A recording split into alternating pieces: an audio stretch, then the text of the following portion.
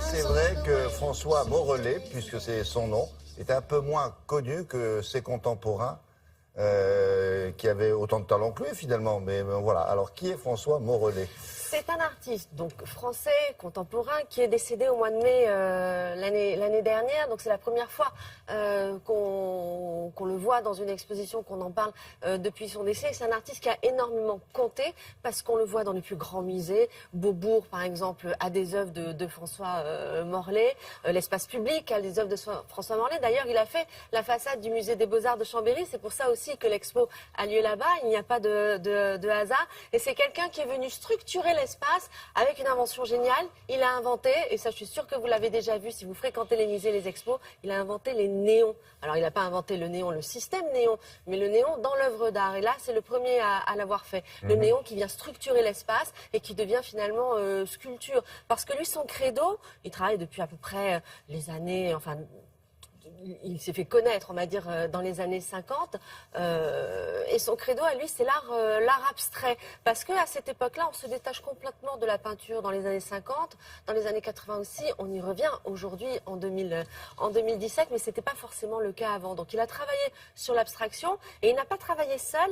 Il a travaillé avec d'autres artistes extrêmement connus, américains par exemple, qui sont devenus ses amis. Et c'est aussi le propos de cette exposition. C'est-à-dire que cette exposition rend hommage à François Morellet, l'inventeur du néon dans l'art, mais rend aussi hommage à ses amis qu'il a fréquentés, avec lesquels il a travaillé, mais qu'il a collectionné aussi. Oui, par exemple, il avait un copain qui s'appelait Vasarely, qui est devenu beaucoup plus célèbre que lui. Aux États-Unis, oui, mais François Morellet, il a une bonne réputation en France. Quand même. Bon, allez, on regarde ça. Direction musée de Chambéry, regardez.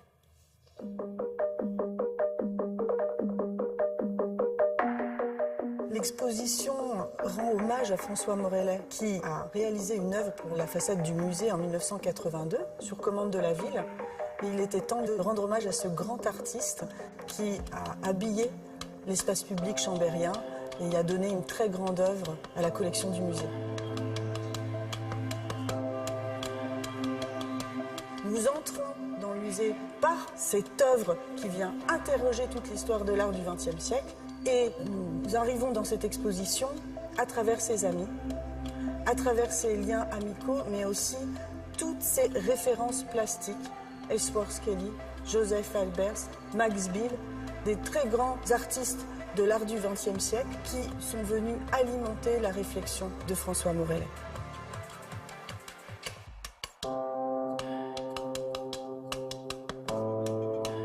Dans l'exposition, il fallait rendre compte de toute l'originalité et l'inventivité de François Morellet. Cet artiste inclassable qui est à l'origine de grandes inventions.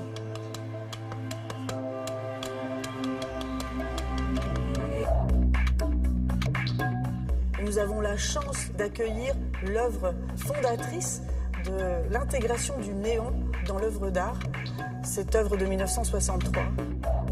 Au sens propre comme au sens figuré, cette œuvre nous déséquilibre et nous interpelle, mais elle va aussi alimenter toute sa recherche plastique sur la trame.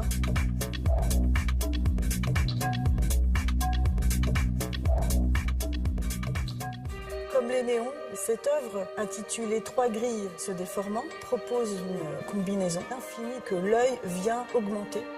Selon François Morellet, il lui faut 48 heures pour se renouveler dans ses combinaisons. Nous avons obtenu de sa part et de sa femme Danielle de faire venir une partie de leur collection personnelle qui était accrochée dans leur maison. C'était une façon très intime et je pense très juste de faire découvrir le goût de l'artiste et toutes ses préoccupations. Dans cette exposition, vous pourrez voir tout l'art de la variation du motif.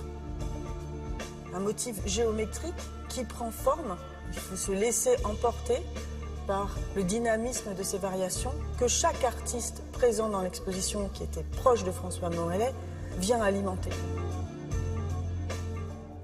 Voilà, Morellet, il s'appelait ce monsieur-là. François Morellet. Si vous passez par Chambéry. Par Chambéry, c'est à voir jusqu'au 19 mars. Et il y a une très belle collection aussi d'art italien dans ce musée-là, à découvrir. Merci.